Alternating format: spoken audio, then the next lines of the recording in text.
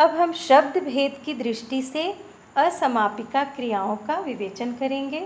तो शब्द भेद की दृष्टि से असमापिका क्रियाएं संज्ञा, विशेषण और क्रिया विशेषण इनके रूप में प्रयुक्त होती हैं।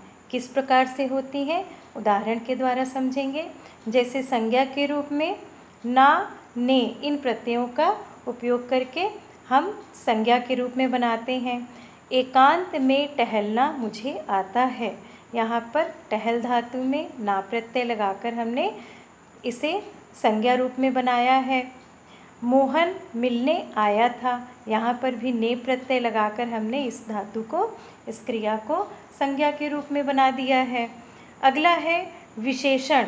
विशेषण में हम ता, ते, ती इसका प्रयोग करते हैं।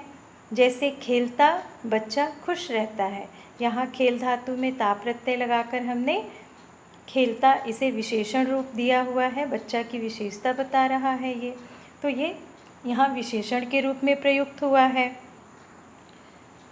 हंसते लोग अच्छे लगते हैं, यहाँ ते प्रत्यय लगा हुआ है और ये विशेषण के रूप में प्रयुक्त हुआ है, लोगों की विशेषता बता रहा है। तो इस प्रकार से ये विशेषण के रूप में प्रयुक्त हुआ है। अगला है आ, ई, ए। इन प्रत्ययों का प्रयोग करके भी हम विशेषण रूप में धातु को बना सकते हैं। चलिए देखते हैं उदाहरण। जगह इंसान आगे बढ़ता है, अब यहाँ पर आ की मात्रा लगी है, यानी कि आ प्रत्यय लगा है, जग धातु में आ प्रत्यय लगा है। खिली हुई कलियाँ चटक उठीं, अब यहाँ पर देखिए खिली, यहाँ भी दीर्घ ई लगी हुई है और यहाँ पर भी दीर्घ ई है, तो इन दोनों में दीर्घ ई लगी हुई है, तो ये विशेषण के रूप में कलियों की विशेषता बता रही है ये शब्द। अगला उदाहरण है गिरे हुए को सहारा देना चाहिए, अब यहाँ देखिए यहाँ भी ए प्रत्यय लगा है, यहाँ भी ए लगा है प्रत्यय, तो इस तरह से ये विशेषण के रूप में धातु का प्रयोग हुआ है। तो इस तरह से ये असमापिका क्रियाएं भी हुई। अब क्रिया विशेषण के रूप में इनका प्रयोग देखते हैं।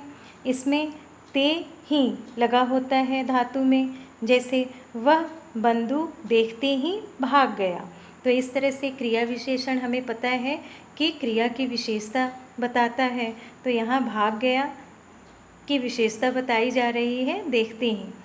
अगला है ते, वह पढ़ते पढ़ते सो गया, यहाँ पर सोने की विशेषता बताई जा रही है, यानी ये क्रिया विशेषण के रूप में ते और ते प्रत्यय लगाकर बना हुआ है। अगला उदाहरण कर प्रत्यय लगाकर मैं गाना गाकर जाऊंगी, तो यहाँ पर कर प्रत्यय लगा करके गा में गा धातु में कर प्रत्यय लगाया गया है और क्रिया विशेषण के रूप में प्रयुक्त हुआ है। अगला है ए, वह बैठे बैठे सोता रहा, अब यहाँ पर ए और ए प्रत्यय लगा करके इसे भी हम क्रिया विशेषण के रूप में प्रयुक्त हुआ है यहाँ पर।